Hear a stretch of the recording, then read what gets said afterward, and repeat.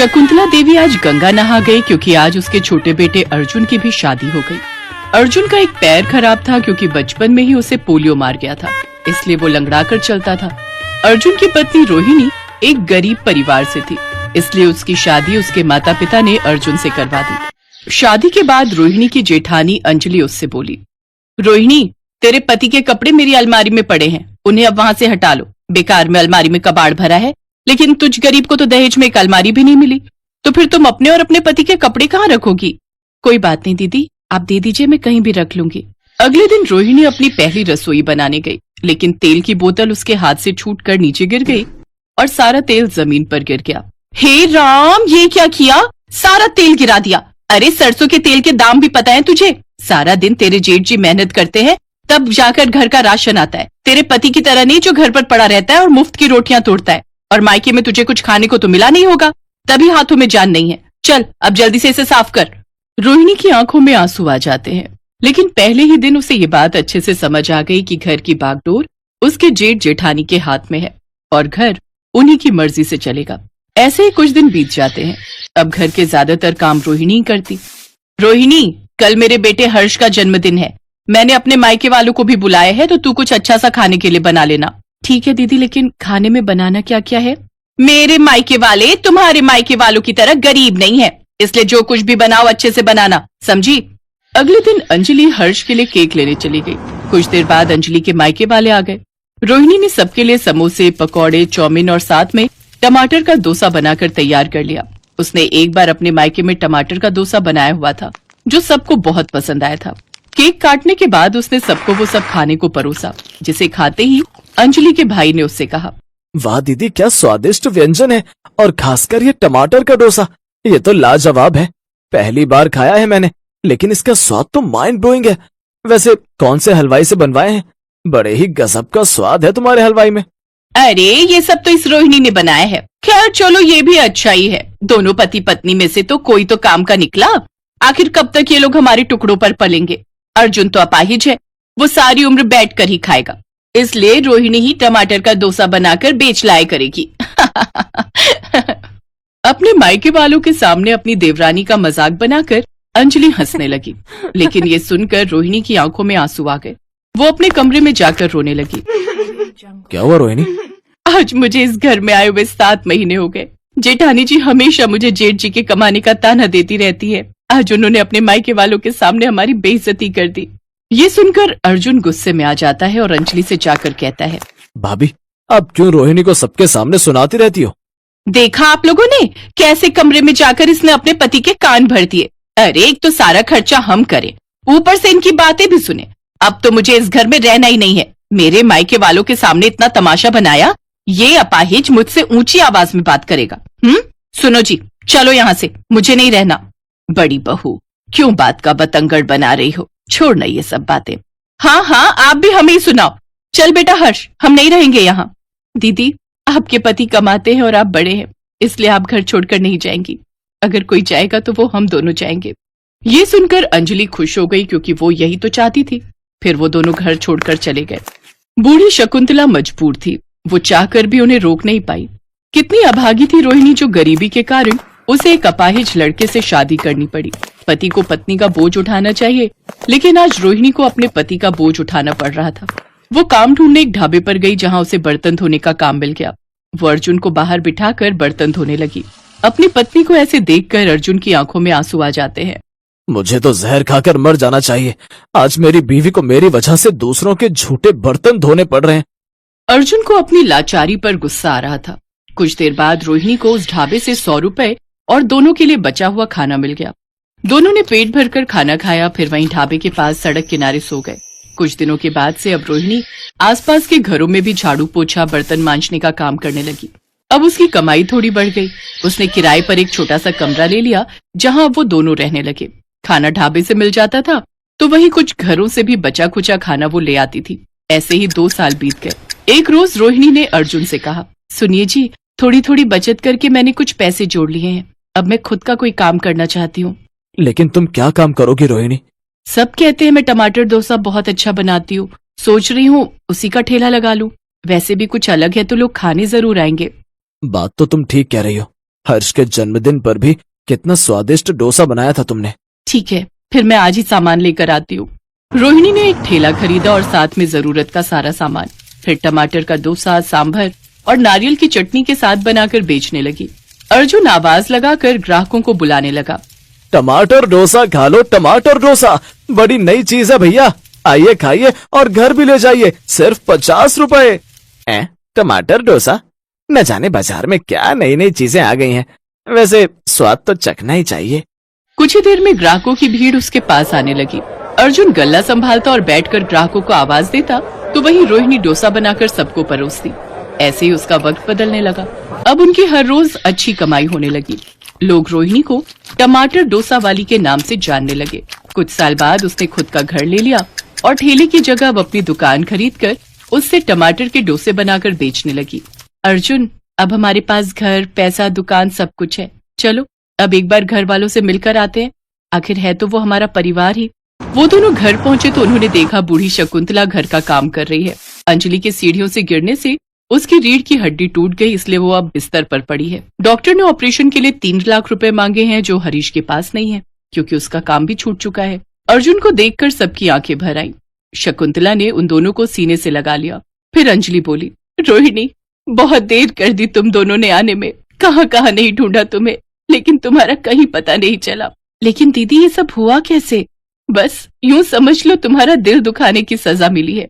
अब तुम मुझे माफ कर दो ताकि दिल पर बोझ लेकर न मर जाओ। ऐसा मत बोलो दीदी, हमें पहले ये सब पता होता तो हम जल्दी ही यहाँ आ जाते। रोहिणी ने अंजलि का ऑपरेशन करवाया जिससे वो पूरी तरह ठीक हो गई। इसके बाद रोहिणी का जेठ भी उसकी दुकान में उनकी मदद करने लगा। इस तरह गरीब बहू टमाटर डोसे वाली ने अमीरी का घमंड तोड़ ही दिया। अब सभी लोग रोहिणी और अर्जुन को खूब प्यार करने लगे।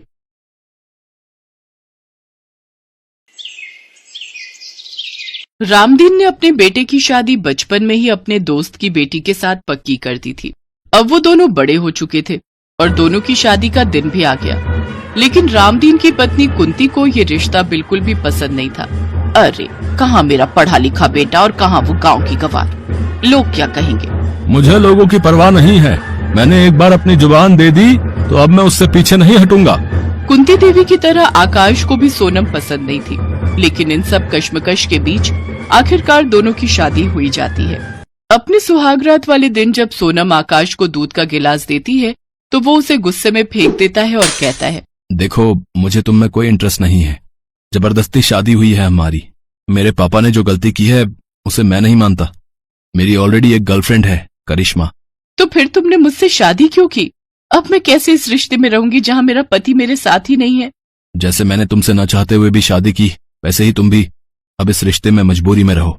अगले दिन सुबह जल्दी उठकर सोनम घर का सारा काम कर लेती है और फिर नाश्ता बनाकर अपनी सासू माँ से कहती है, माँ जी आ जाइए, नाश्ता तैयार है।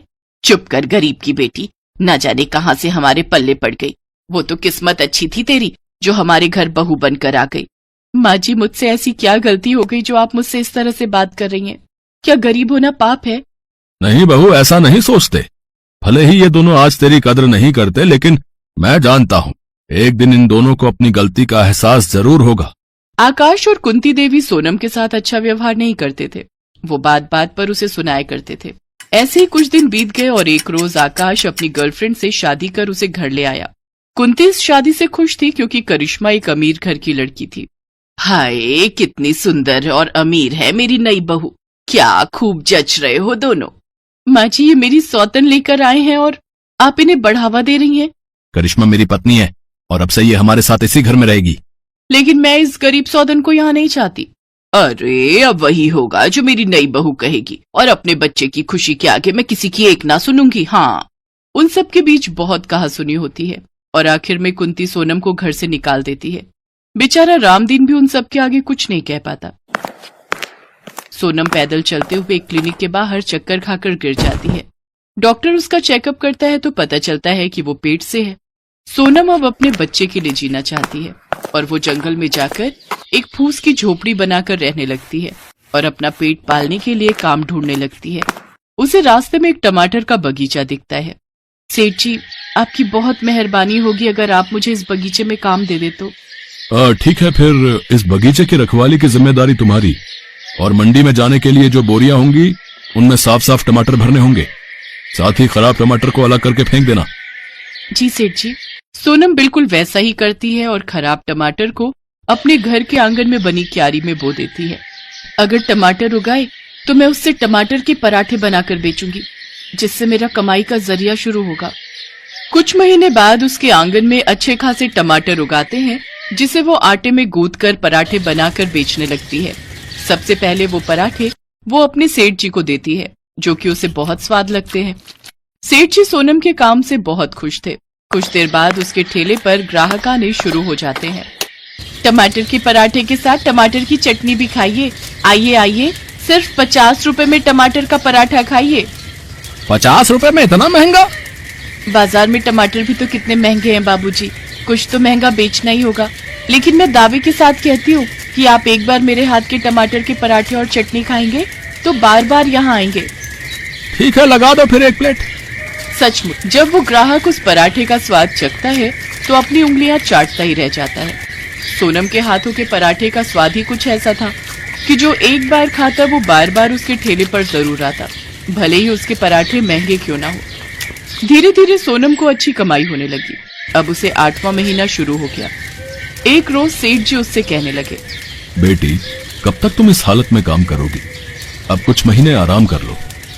नहीं सेठ जी, अब मेरा काम जम गया है और मेरे ग्राहक भी बन गए हैं। मैं उन्हें तोड़ना नहीं चाहती, बल्कि मैं सोच रही हूँ अब एक दुकान ले लूं और उसी में काम करूं। ठीक है, जैसी तुम्हारी मर्जी, लेकिन मैं तुम्हारी मदद के लिए 2 औरतें रख दूंगा जो तुम्हारा काम में हाथ बटाएंगी। उनको तनख्वाह मैं दे दूंगा और अब तुम इसके लिए मना नहीं करोगी बेटी। ठीक है सेठ जी, जैसा आपको ठीक लगे। सोनम अपनी एक दुकान खोल लेती है। साथ ही सेठ जी उसकी मदद के लिए 2 औरतें भी रख देते हैं। उसका काम अब और भी अच्छा चलने लगता है। कुछ दिन बाद सोनम एक बच्चे को जन्म देती है। ऐसे ही कुछ दिन बीत जाते हैं। एक रोज सोनम के ससुराल वाले उसकी दुकान में पराठे खाने आते हैं। उन्हें देख सोनम की आंखों में आंसू आ जाते हैं। पिताजी, सासू माँ, आप सब यहाँ? बेटी, तुम कैसी हो और यहाँ कैसे? और ये बच्चा? पिताजी, ये मेरी ही दुकान है और ये बच्चा आपका पोता है। क्या? मेरा पोता? मेरे हाथों में दो मेरे पोते को। रामदीन उसे अपनी बाहों में लेता है और बहुत खुश होता है। सोनम के ससुराल वालों की माली हालत अब ठीक नहीं थी। मेरा बच्चा, मेरा बेटा, सोनम मुझे माफ कर दो और मेरी जिंदगी में वापस आ जाओ। तुम्हारे जाने के बाद मानो मेरी सारी खुशियां ही चली गई। मुझे बिजनेस में बहुत घाटा हुआ है। हाँ बहू, आजा अपने घर, आजा। क्यों माँ जी, आपने तो मुझे अपनी समीर बहू के लिए घर से निकाल दिया था, तो फिर मैं अब आप सबकी जिंदगी में लौट कर क्यों आऊं? अब मुझे किसी के सहारे की जरूरत नहीं। मैं खुद अपने पैरों पर खड़ी हूं और अपने बेटे के सहारे अपनी जिंदगी काट लूंगी। पिताजी, आपको जब भी मेरी जरूरत होगी या अपने पोते से मिलना होगा तो आप मुझे कह दीजिएगा। उस दिन आकाश और कुंती देवी को अपने किए हुए कर्मों का चाटा लगता है। उस दिन से वो गरीबी की जिंदगी जीते हैं, तो वहीं सोनम अपने पराठे वाले टमाटर की वजह से हर जगह मशहूर हो जाती है। अब वो अपने बच्चे का पालन पोषण खुद करती है। कुछ महीनों बाद उसकी जिंदगी में गौरव नाम का लड़का आता है, जिसके साथ वो खुशी खुशी रहने लगती है।